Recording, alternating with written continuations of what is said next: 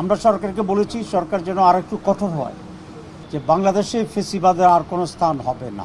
কোনো মহল থেকে বলা হচ্ছে যে নানা সংস্কার ইত্যাদি বলে নির্বাচন ডিলে করার ষড়যন্ত্র হচ্ছে কিনা। আমরা মনে করি যদি এটা কোনো ষড়যন্ত্র হয়, আসলে বাস্তবে কোনো ষড়যন্ত্র নাই।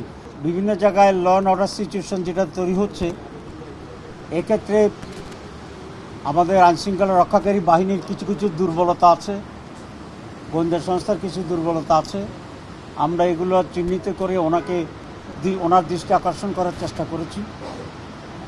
যে দু একটি ঘটনা ঘটছে, বিশেষ করে গতকালকার যে মর্মান্তিক ঘটনা, সেটার জন্য আমরা সকলেই দুঃখ শোক প্রকাশ করেছি, সমবেদনা জ্ঞান করেছি পরিধির মধ্যে।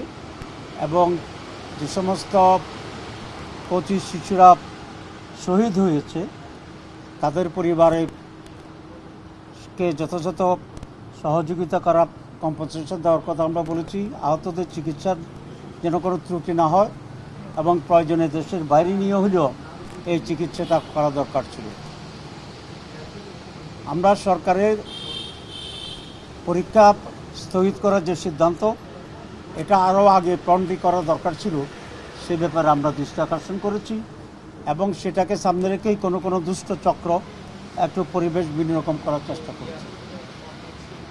আমরা পরিষ্কার করে বলেছি যে বাংলাদেশে ফেসিবাদের আর কোনো স্থান হবে না।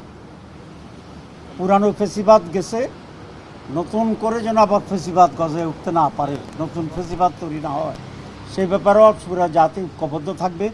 আমরা সে ব্যাপারে সচেতন থাকব। আমরা সেই অঙ্গীকারও ব্যক্ত করেছি। যেখানে এই ফেসিবাদ, সেখানে ঐক্যবদ্ধ প্রতিরোধ, এই হবে আমাদের স্লোগান। আগামীকালকে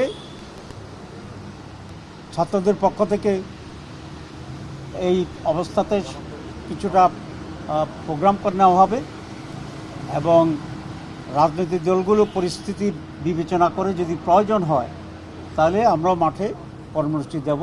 আমরা সেই অবদান করছি। আমরা সরকারকে বলেছি সরকার যেন আর একটু কঠোর হয় এবং নিজেদের ভিতরে যেন আরও কোঅর্ডিনেশন থাকে।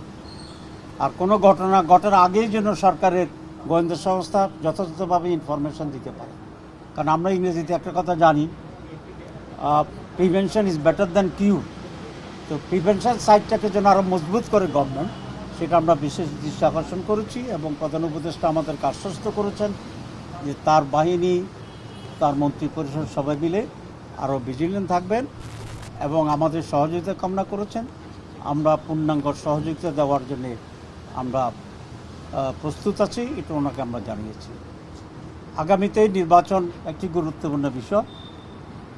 আমরা বলেছি যে নির্বাচনকে কেন্দ্র করে আরও বিশৃঙ্খলা তৈরি হতে পারে, সেজন্য এখন থেকেই আইনশৃঙ্খলা পরিস্থিতির দিকে নজর দেওয়া দরকার। পুলিশ বাহিনী এবং আদার এনফোর্সিং অথরিটি এগুলোকে স্ট্রেংথেন করা দরকার, ইফেক্টিভ করা দরকার এবং নির্বাচনের বেশ আগেই যেন একটা স্থিতিশীল রাজনৈতিক পরিস্থিতি থাকে এবং লেভেল প্লেয়িং ফিল্ড তৈরি করে যে ব্যাপারে সর্বাত্মক উদ্যোগ নেয়, এটা আমরা ওনার দৃষ্টি আকর্ষণ করেছি। এবং লেভেল প্লেয়িং ফিল্ড তৈরি করার পরেই এখানে একটা অবাধ, সুষ্ঠু এবং নিরপেক্ষ নির্বাচন যাতে হয়, সেই ব্যাপারে উদ্যোগ গ্রহণ করার জন্য আমরা বলছি। আমরা বলেছি নির্বাচন যদি সুষ্ঠু হয়, সঠিক হয়, তাহলে একটি প্রপারলি ডেমোক্রেটিক্যালি এবং প্রপার ভোটের মাধ্যমে যদি কোনো গভর্নমেন্ট নির্বাচিত হয়, সেটি বাংলাদেশের রাজনৈতিক পরিস্থিতির জন্য একটি উত্তম সলিউশন হবে। আর আমাদের যে জুলাই আকাঙ্ক্ষা যেটা ছিল, সেটা এখন তো জুলাই মাস, নানাভাবে আমরা এটা অবজার্ভ করছি, এটা যেন একটা স্থায়ী রূপ লাভ করে। বিশেষ করে ঐক্যমত্য কমিশনে আমরা কাজ করছি, সেখানে প্রয়োজনীয় যে সমস্ত সংস্কার প্রয়োজন, সেগুলোর ব্যাপারে যেন আমরা ঐক্যমত্যে পৌঁছতে পারি। যারা কিছুটা ভিন্নতা করছেন তারা ওই ব্যাপারে যেন কিছুটা সহযোগিতা করে আমাদের জুলাই সনদ তৈরি করতে যেন আমরা পারি, সেটা আমরা দেখব। কোনো মহল থেকে বলা হচ্ছে যে নানা সংস্কার ইত্যাদি বলে নির্বাচন ডিলে করার ষড়যন্ত্র হচ্ছে কিনা। আমরা মনে করি যদি এটা কোনো ষড়যন্ত্র হয়, আসলে বাস্তবে কোনো ষড়যন্ত্র নাই, তাহলে সংস্কারগুলো ওনারা মেনে নিয়ে তাড়াতাড়ি ষড়যন্ত্রটা নস্যাৎ করে দিতে পারে। এখন আমরা একটা নির্বাচন করতে পারি। তো এতটুকুই আজকে মোটামুটি আলোচনা। এখন মূল ইম্পর্টেন্ট পয়েন্ট হচ্ছে যে আমরা ঐক্যবদ্ধ আছি, ফেসিবাদের বিরুদ্ধে আমরা সংগ্রাম করব, প্রয়োজনে আরেকবার প্রতিরোধ গড়ে তুলব এবং সরকার তার কাজের দিক থেকে আরও বেশি ইফিসিয়েন্সির পরিচয় দেবেন। আমরা গভর্নমেন্টকে সার্বিকভাবে ফেসিবাদের বিরুদ্ধে পাশে থাকব।